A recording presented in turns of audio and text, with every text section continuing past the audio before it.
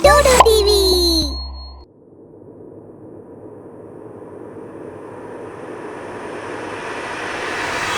खूब जोर बिजुली घड़घड़ी सह वर्षा हेउଥାଏ। काल बैशाखी माड़ी आसुଥାଏ। होटेलर गोटे रूम्रे टेबुलर चारिपटे 4 जण सांग अनुप, आराधना, प्रिया एवं हर्ष बसी लुडु खेलुथिले। हठात अनुपर नजर एक झरका काचर कौनसी एक छाई उपरे पड़ीगला। किए सेठी? हारी जाउछ बोली कौन बाहाना करछ कि तमे? सेठी किए अछि? हर्ष पछक बुली देखला किंतु ताको किछि देखागला। से जाई झरका खोली देला। एरुआ मु देखुछि। अरे वॉचमैन हेतिबो। तमे सब एमती खेलुथिबो ना मु सोइबा को जिबी? काली पुणी रानी रूपकलार महल देखिया को जिबार अछि ना? एही 4 जण सांग एक मल्टीनेशनल कंपनी रे काम करंती। बहुत दिनर प्लानिंग परे जाई एही सप्ताह से माने बुली आसीथिले। ऑफिस रु संध्यारू से माने समस्त कार्य शेष करी आसीथिले। राति बहुत हो जाइथिला। तेणु रास्तार एक होटेल रही जाइथिले। केयरटेकर से मानकर खाद्य पेयर व्यवस्था करी दे घर को चली जाइथिला। समस्ते खाई पी सारी लुडु खेलुथिले। आलुओ सबु जली बाली पिबा आरंभ कला।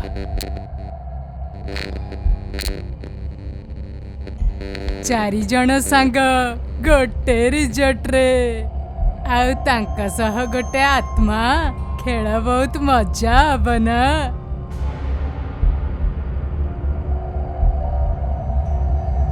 पागल हो गेलଣି ना कोन? मते डर लागुछि। प्रिया तू रह, ताकू डरे डरे पागल करनी बुझिलु? कहीं तू डरी गलु कि? उपरे झुलुथिबा झुमर जोर जोर रे हलिबा को लागिला। 4 जण डरी जाई पळाई जिबा को चेष्टा करथि, किंतु कबाट हठात बंद होई गला। अरे सांगो, आमे आज कोठी फसी गले रे? एठी रहतिले काई की? तम मानक कथा तो जानिनी, किंतु मु आज डर रे पक्का मरी जीवी। तापर एक कला रंगर छाई सेमानक चारिपटे बुलिबा आरंभ कला। समस्ते जोर जोर रे चिलेबा आरंभ कले। सेमानक रड़ी सुनी वॉचमैन खिड़कीर फांक दे चाहे। ए सबु देखि तुरंत से होटेल मालिक को फोन कला। आज्ञा लागुची से पुणी पळि आसिला। रुआ मु तांत्रिक पठाउची। हां जल्दी पठांतु, पिला माने भितरे फसी जाइछन्ती, रडी करछन्ती। हां ठीक है मु पठाउची। किंतु एठारे होटेलर परिस्थिति आहुरी भयानक होबार लागिछि। 4 जण जाक घरर केतेबेले ए कोण तो केतेबेले से कोण हेउथिले। बेले बेले तांकु तांक आड़े कंकाळ मारी आसुथिबा देखा जाउथिला। आउ केते तांत्रिक बाबा ठीक समय आसी पहुंची जाथि। तांत्रिक बाबा देखंतु ना, पिला माने घरे फसी जाइछन्ती, रडी करछन्ती। तमन तांकोटी काहे रखिलो? झियो पिला थिले ना, राति रे केमिति छाडी देइथांती। आउ आपण तो जानिछन्ती ये पाखापाखि कोठी भी सेमानको रहिया पई जागा मिली नथंता। मु केते थर कहलानी तमको, एठी केवल परिवार लोकଙ୍କୁ रख। एमिति पुओ झियो रखिले एई भलिया परिस्थिति हबो। आपण जल्दी भितरु चलंतु, पिला डरी गेलणी। तांत्रिक कबाट पाखरे ठिया होई किछि मंत्र उच्चारण करंती। तुरंत कबाट खोलीगला। तांत्रिक एवं वॉचमैन घर भितरे पशिले। एठी सेठी धुआं भली घुरी बुलुथिबा सेही आत्मा झुमर रे झुलुथिबा तांकु देखागला। एटा गोटे भयानक आत्मा थिला। से 4 जन को देखि भारी खुशी हो जाइतिला। କିନ୍ତୁ ତାନ୍ତ୍ରିକକୁ ଦେଖି ତାକୁ ବହୁତ ରାଗ ଆସିଗଲା। ତାନ୍ତ୍ରିକ ତୁ ଆସିଗଲୁ। ମତେ ତ ଏବେ ମାନଙ୍କ ସହ କିଛି ସମୟ ଖେଳିବାର ଥିଲା। ତୁ ତ ନିଜ ଦୁନିଆକୁ କାହିଁକି ଯାଉନୁ? ମୁଁ ମୁକ୍ତି ଦେଇଦେବି। ଦେଖ ତାଙ୍କ ମୁହଁକୁ, ତାଙ୍କ ମୁହଁରେ ଯେଉଁ ଭୟ ଦେଖୁଛୁ ନା, ସେ ହେଉଛି ମୋର ଶକ୍ତି। ଏଥିରୁ ମତେ ବହୁତ ଖୁସି ମିଳୁଛି। ତାହେଲେ ମୁଁ ମୁକ୍ତ ହୋଇ କ'ଣ କରିବି?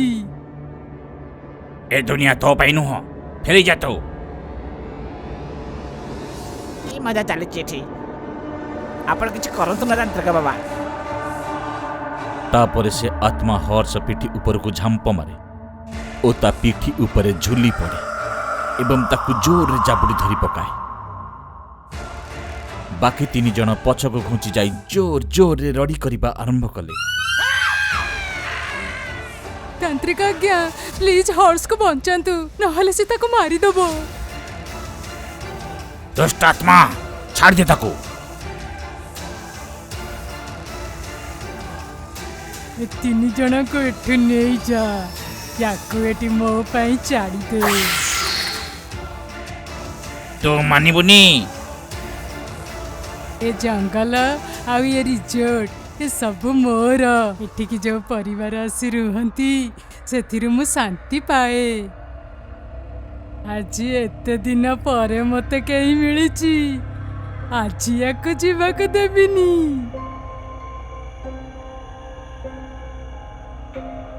ହର୍ଷ ନିଜେ ମୁକୁଳିବାକୁ ଚେଷ୍ଟା କରେ, କିନ୍ତୁ ସେ ଆତ୍ମା କବଳରୁ ସେ ନିଜକୁ ମୁକୁଳେଇ ପାରେନି। ତାନ୍ତ୍ରିକ ନିଜ ବ୍ୟାଗରୁ ଗୋଟେ କାଚ ବୋତଲ ବାହାର କରେ। ତୁ ମାନୁନୁ ନା? ଏବେ ତତେ ବନ୍ଦୀ କରିବାକୁ ପଡ଼ିବ। ତାନ୍ତ୍ରିକ ରହିଯା ତୁ। ତାନ୍ତ୍ରିକ ମନ୍ତ୍ର ପଢ଼ିବା ଆରମ୍ଭ କଲା।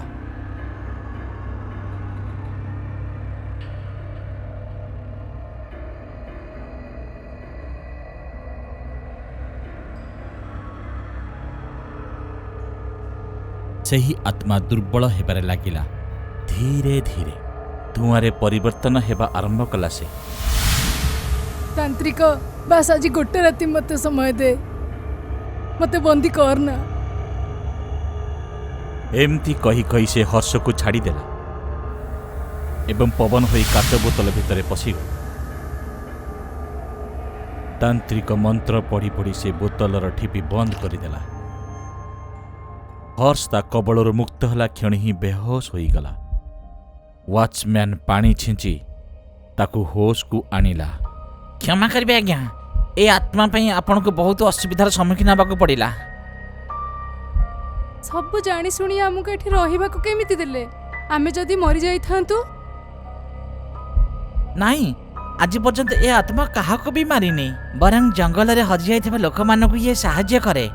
ଏହି ଗାଁର ସିଏ ଗୋଟେ ଅନାଥ ପିଲା ଥିଲା। ଜଙ୍ଗଲରେ ଗୋଟେ ସାପ ଭୟରେ ଦୌଡ଼ି ପଳଉ ପଳଉ ଗୋଟେ କାର ସାମ୍ନାରେ ପଡ଼ିଗଲା। ସେ ଆକ୍ସିଡେଣ୍ଟରେ ତା ଜୀବନ ଚାଲିଗଲା। କାରରେ ଆପଣଙ୍କ ଭଳିଆ ପୁଅ ଝିଅ ହିଁ ଥିଲେ। ଏହି ହୋଟେଲକୁ ନେଇ ଆସିଥିଲେ ସେମାନେ। ଦୋଷ କାହାର ନଥିଲା। ସେବେଠୁ କେବେ ବି ଯଦି କୌଣସି ଝିଅ ପୁଅ ଗ୍ରୁପ ଏହି ରିସର୍ଟକୁ ଆସନ୍ତି, ତେବେ ସେ ଅତୃପ୍ତ ଆତ୍ମା ସେମାନଙ୍କୁ ବହୁତ ହଇରାଣ କରେ। ଏବେ ଆପଣଙ୍କୁ କିଛି ଅସୁବିଧା ହେବନି। ମୁଁ ଏବେ ତାକୁ ନିଜ ସାଙ୍ଗରେ ନେଇ ଯାଉଛି। ୱାଚମ୍ୟାନ୍, କାଲି ତମେ ଯଜ୍ଞର ଆୟୋଜନ କର। ମୁଁ ଏ ଘରକୁ ବାନ୍ଧି ଦେବି। ପୁଣି ଇଏ କେବେ ବି ଏଠି କାହାକୁ ହଇରାଣ କରିବନି। ଏମିତି କହି ସେ ତାନ୍ତ୍ରିକ ବୋତଲକୁ ନେଇ ଚାଲିଗଲା। ସେ 4 ଜଣ ନିଜକୁ ସମ୍ଭାଳିଲେ। ୱାଚମ୍ୟାନ୍ ସେମାନଙ୍କ ସେବାରେ ଲାଗିଗଲା।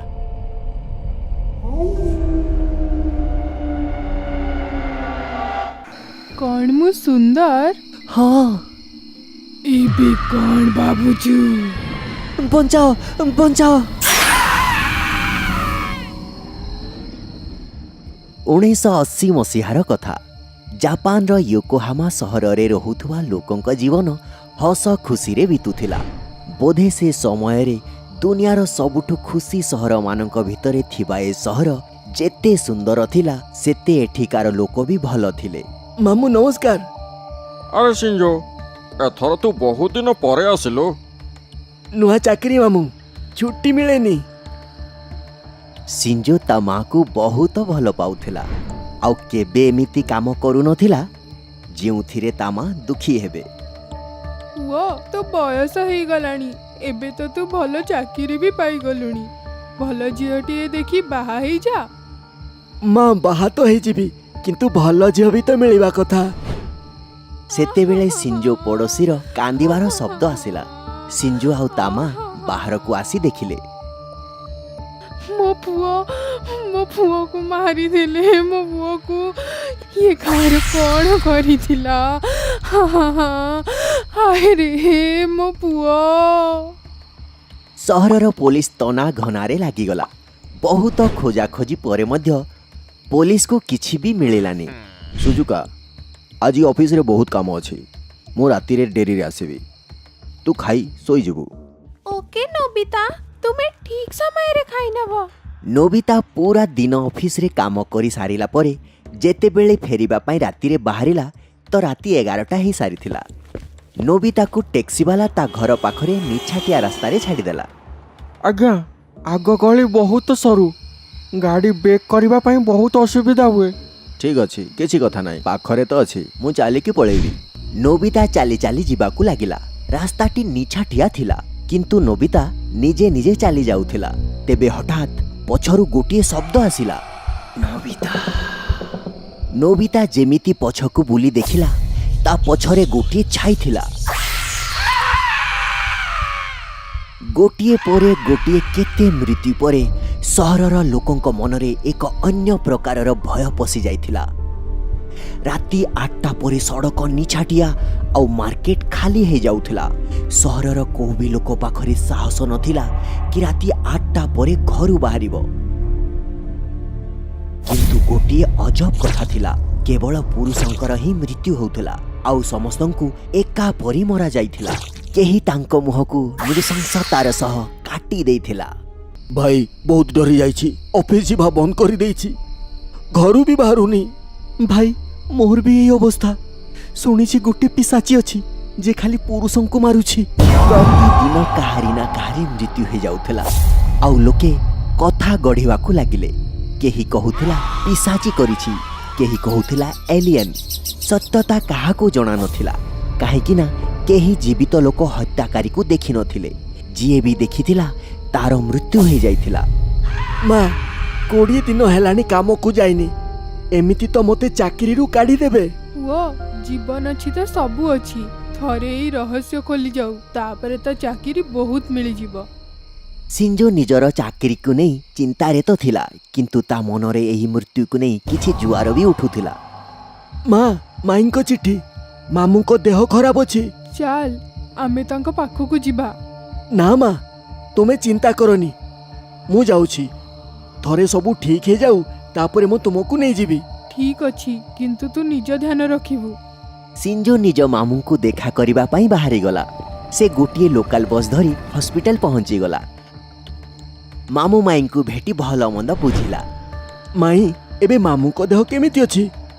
ପ୍ରଥମରୁ ଟିକେ ଠିକ ଅଛନ୍ତି, କିନ୍ତୁ ଏବେ ବି ଚିନ୍ତା ଅଛି। ଭୟର ଚିନ୍ତା? ଏମିତି କ'ଣ ହେଇଗଲା?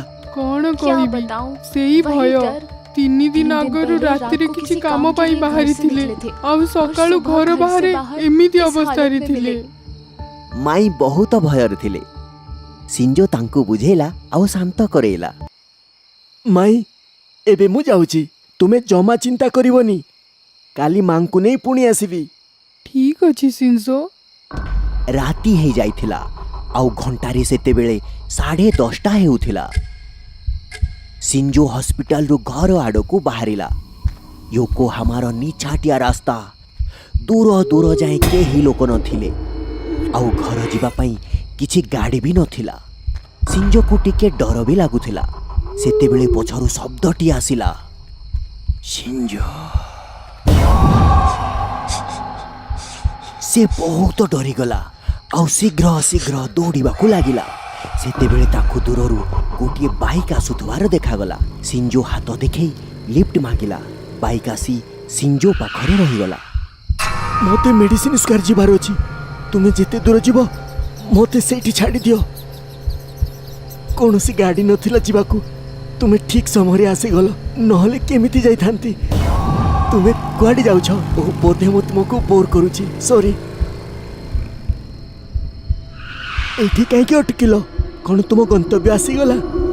ମୋର ନୁହେଁ, ତୋ ଗନ୍ତବ୍ୟ ଆସିଗଲା। ମୁଁ ବୁଝିପାରୁନି, ତୁମେ କିଏ? ମୁଁ ତ ମୃତ୍ୟୁ। ସିଂଜୋ ତା ମୁହଁ ଦେଖି ବହୁତ ଡରିଗଲା। ଆଖି ବନ୍ଦ କରିନେଲା ଆଉ ସେ ଥରିବାକୁ ଲାଗିଲା। ମୋତେ ଛାଡ଼ିଦିଅ, ମୋତେ ଯିବାକୁ ଦିଅ, ମୋତେ ଯିବାକୁ ଦିଅ। ଛାଡ଼ିଦେବି, କିନ୍ତୁ ଗୋଟେ ସର୍ତ୍ତ ଅଛି। ତତେ ମୋ ଆଖିରେ ଆଖି ମିଶେଇ କଥା କହିବାକୁ ହେବ କି? କ'ଣ ମୁଁ ସୁନ୍ଦର? ଉତ୍ତର ଯଦି ଭଲ ଲାଗିବ ତ ଯିବାକୁ ଦେବି, ନହେଲେ ମୃତ୍ୟୁ। ଭୟରେ ସିଂଜୋର ଅବସ୍ଥା ବହୁତ ଖରାପ ଥିଲା।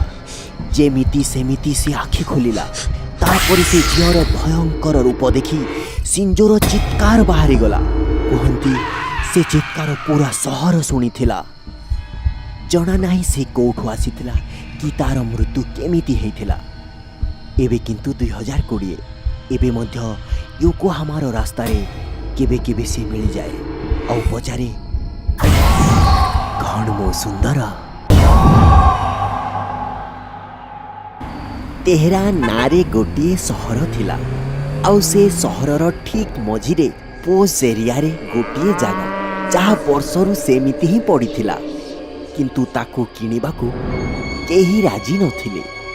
ଲୋକଙ୍କ ମଝିରେ ଗୋଟିଏ ଗୁଜବ ଥିଲା କି ସେ ଜାଗାରେ କିଛି ତ ରହସ୍ୟମୟ ଅଛି। ପ୍ରାୟ ସେ ଜାଗାରେ ଅଜବ ଅଜବ ଘଟଣା ସବୁ ଘଟୁଥିଲା। ସହରର ଅନ୍ୟ ପାର୍ଶ୍ୱରେ ଅଭୟ ଆଉ ବୈଭବ ନାମକ ଦୁଇ ସାଙ୍ଗ ରହୁଥିଲେ। ଗୋଟିଏ ବିଲ୍ଡିଂରେ ରହୁଥିଲେ, ଗୋଟିଏ ଅଫିସରେ ହିଁ କାମ କରୁଥିଲେ। ଏକାଠି କାମକୁ ଯାଉଥିଲେ। ଦୁହିଁଙ୍କ ଫ୍ଲାଟ୍ ବି ଏକା ପରି ହିଁ ଥିଲା। ବହୁତ ଭଲ ସାଙ୍ଗ ଥିଲେ ଦି ଜଣ। ଆରେ ବୈଭବ, ଆଜିର କାମ ତ ସରିଗଲା। ଘରକୁ ଯାଇ ଚା କପେ ପିଇବା ଚାଲ। ହଁ ନିଶ୍ଚୟ, ଆଜିର ଚା ମୋ ଘରେ। ସବୁକିଛି ବହୁତ ଭଲ ଚାଲିଥିଲା। ଦୁଇ ସାଙ୍ଗ ନିଜ ସେଲେରୀରୁ ଘର ଖର୍ଚ୍ଚ ତୁଲେଇବା ସହ କିଛି ସଞ୍ଚୟ ବି କରୁଥିଲେ। ଭାଇ ଏଇ ଦେଖ, ଆଉ କହ ଜାଗାଟା କେମିତି ଅଛି? ଭଲ ଅଛି ସାଙ୍ଗ। କ'ଣ ଏଠି ଘର କରିବା ପାଇଁ ଭାବିଛୁ? ଆରେ ସାଙ୍ଗ, ଏବେ ତ ଜାଗା କିଣିଛି, ଘର ତିଆରି ପାଇଁ ଟଙ୍କା ବଞ୍ଚିଲା କୋଉଠୁ? କିଛି କଥା ନାହିଁ ସାଙ୍ଗ, ଯେବେ ଟଙ୍କା ଆସିଯିବ ସେତେବେଳେ ବନେଇ ନେବୁ। କିନ୍ତୁ ଏମିତି ଜାଗାରେ ଏତେ ଶସ୍ତା ଜାଗା ମିଳିଯିବା କମ୍ କଥା ନୁହେଁ। ବୈଭବ ତ ଜାଣି ବି ନଥିଲା କି ତାକୁ ସେ ଜାଗା ଏତେ ଶସ୍ତାରେ କେମିତି ମିଳିଗଲା। ଶେଷରେ ଏଇ ଜାଗାଟି ତ ସେଇ ଜାଗା ଯାହାକୁ ବର୍ଷରୁ କେହି ବି କିଣୁନଥିଲେ। ଦୁହେଁ ଜାଗା ଦେଖି ଘରକୁ ଫେରିଲେ। ସବୁକିଛି ପୁଣି ସେମିତି ହିଁ ଚାଲିଲା। ସେ ଘରୁ ଅଫିସ ଆଉ ଅଫିସରୁ ପୁଣି ଘର। କିଛି ଦିନ ଏମିତି ହିଁ ବିତିଗଲା। ସେଦିନ ରବିବାର ଥିଲା ତ ବୈଭବ ନିଜ ଜାଗାକୁ ଯିବାର ପ୍ଲାନ୍ କଲା। ଯେମିତି ସେ ସେଠି ପହଞ୍ଚିଲା ତ ନିଜ ଜମିରେ ଗୋଟିଏ ବଡ଼ ଗାତ ଦେଖି ସ୍ତବ୍ଧ ହେଇଗଲା। ଆରେ ଏଇ ଗାତ ଏଠି କିଏ ଖୋଳିଲା? ବୈଭବ ଚିନ୍ତାରେ ଥିଲା, କିନ୍ତୁ ସେଇଠି କେହି ନଥିଲେ ଯାହାକୁ ସେ ବିଷୟରେ ପଚାରିଥାନ୍ତା। ସେତେବେଳେ ସେ ଗାତରୁ ଗୋଟିଏ ବିକଟାଳିଆ ଶବ୍ଦ ଆସିଲା। ବୈଭବ ହଠାତ୍ ବହୁତ ଉନ୍ନତି କରିନେଲା। ଆଜି ତା ପାଖରେ ବହୁତ ବଡ଼ ଘର, ଗାଡ଼ି, ଚାକର, ଚାକରାଣୀ ସବୁ ଥିଲେ। ଏବେ ସେ ତା ସ୍ତ୍ରୀ ଆଉ ପୁଅ ସହ ରାଜକୀୟ ଜୀବନ ବିତାଉଥିଲା। ଦିନ ବିତି ଚାଲିଥିଲା। ତାକୁ ତା ପୁରୁଣା ସାଙ୍ଗ ଅଭୟ ମନେ ପଡ଼ିଗଲା। ବୈଭବ ଅଭୟକୁ କଲ୍ କଲା। କେମିତି ଅଛୁ ଅଭୟ? ଭଲ। ଆଜି ଏତେ ଦିନ ପରେ ସାଙ୍ଗର ମନେ ପଡୁଛି ନାଇଁ? କ୍ଷମା କର ସାଙ୍ଗ, ତତେ ଆଜି ମୋ ଘର ଆସିବାକୁ ହବ। ତତେ ଦେଖା କରିବାକୁ ବହୁତ ଇଚ୍ଛା ହଉଛି। ଅଭୟ ନିଜ ସାଙ୍ଗ ଘରକୁ ଆସିଲା। ୱାଃ ଭାଇ ବୈଭବ, ତୁ ତ କୋଉ ରାଜାଠୁ କମ୍ ଲାଗୁନୁ। ବହୁତ ଟଙ୍କା କମେଇ ନେଲୁ ତୁ ନାଇଁ? ହଁ ସାଙ୍ଗ, ବାସ୍ ଠାକୁରଙ୍କ କୃପା। କିନ୍ତୁ ଏସବୁ ଏତେ ଶୀଘ୍ର କେମିତି କରିଲୁ ତୁ? ଆରେ ସେସବୁ ତ ପରେ କଥା ହେବା। ପ୍ରଥମେ ମୁଁ ତୋ ପାଇଁ କିଛି ଖାଇବା ବରାଦ କରେ। ଖାଇବା ପିଇବା ସାରି ବୈଭବ ଆଉ ଅଭୟ ଗାର୍ଡେନ ଆଡ଼କୁ ବୁଲିବାକୁ ଗଲେ। ବୁଲୁ ବୁଲୁ ଅଭୟର ଆଖି କୂଅରେ ପଡ଼ିଲା। ଆରେ ବା, ଏଠି ତ ଗୋଟିଏ କୂଅ ବି ଅଛି। ଏହା କହି ସେ କୂଅ ଆଡ଼କୁ ବଢ଼ିଲା, କିନ୍ତୁ ବୈଭବ ତାକୁ ଅଟକାଇ ଦେଲା ଆଉ କଥାକୁ ବଦଳେଇ ଦେଲା। ଅଭୟ, ତୁ ଏତେ ଦିନ ପରେ ଆସିଛୁ, ତତେ କିଛି ଦିନ ଏଠି ମୋ ସହିତ ରହିବାକୁ ହବ। କିନ୍ତୁ ସାଙ୍ଗ, ମୋ କାମର କ'ଣ? ମୋତେ ଚାକିରିରୁ କାଢ଼ିଦେବେ। ସେସବୁ ମୁଁ କିଛି ଜାଣିନି, ମୋତେ ତ ମୋ ସାଙ୍ଗ ସହିତ ସମୟ କାଟିବାର ଅଛି, ବାସ୍। ଆଚ୍ଛା ଠିକ୍ ଅଛି, ମୁଁ ରହିଯାଉଛି। ତାପରେ ସମସ୍ତେ ଶୋଇବାକୁ ଚାଲିଗଲେ। ରାତି 12ଟା ବାଜିଲା ମାତ୍ରେ ବାହାରୁ କୌଣସି ଏକ ଶବ୍ଦ, କିନ୍ତୁ ବିକଟାଳିଆ ଶବ୍ଦ ଆସିଲା। ଏହା ଶୁଣି ଅଭୟର ନିଦ ଭାଙ୍ଗିଗଲା।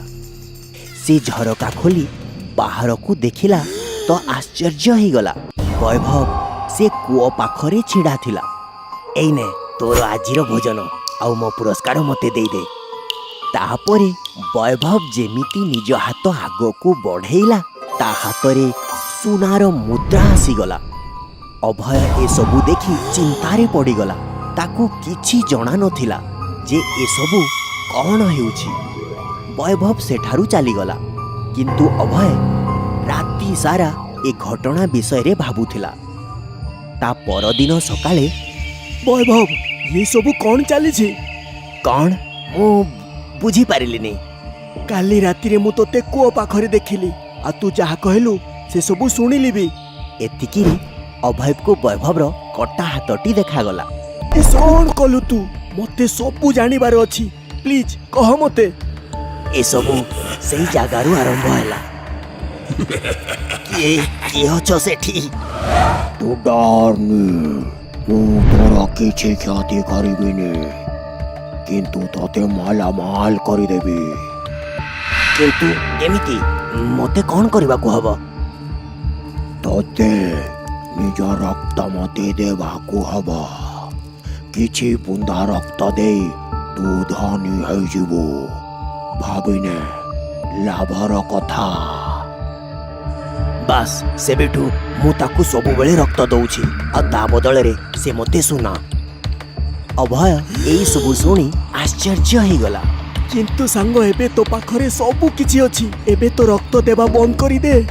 ଇଏ ଏତେ ସହଜ ନୁହେଁ। ହଉ ଛାଡ଼, ମୁଁ କିଛି ଉପାୟ ଖୋଜି ନେବି। ଅଭୟ ସାରା ଦିନ ଏଇ ବିଷୟରେ ଭାବୁଥିଲା, କେମିତି ସେ ନିଜ ସାଙ୍ଗକୁ ଏସବୁରୁ ରକ୍ଷା କରିପାରିବ। ରାତି ହେଇସାରିଥିଲା, ପୁଣି ସେଇଆ ହେଲା। କୂଅରୁ ପୁଣି ସେ ଶବ୍ଦ ଆସିବା ଆରମ୍ଭ ହେଇଗଲା। ବୈଭବ କୂଅ ପାଖକୁ ଆସିଲା, କିନ୍ତୁ ସେ ତା ରକ୍ତ କାଢ଼ି କୂଅରେ ପକେଇବା ଆଗରୁ ଅଭୟ ଆସି ତା ହାତକୁ ଧରିନେଲା। ର ବୈଭବ, ବହୁତ ହେଇଗଲା, ମୁଁ ଏବେ ତୋତେ ସବୁ କରିବାକୁ ଦେବିନି। ଅଭୟ, ତୁ ଏଠି କ'ଣ କରୁଛୁ? ଯା ଏଠୁ। ହଁ, ମୁଁ ଚାଲିଯିବି, କିନ୍ତୁ ତୋତେ ସାଥିରେ ନେଇକି ଯିବି। ସେ ନାରାଜ ହେଇଯିବ, ଅନର୍ଥ ହେଇଯିବ। କିନ୍ତୁ ଅଭୟ ତା କଥା ଶୁଣିଲାନି, ଆଉ ତାକୁ ସେଇଠୁ ଭିତରକୁ ନେଇ ଚାଲିଗଲା। ତୁ ସବୁ ନଷ୍ଟ କରିଦେଲୁ ଅଭୟ। ଏବେ ତା କୋପର ଭାଗି ମୋ ପୁରା ପରିବାରକୁ ସହିବାକୁ ହବ।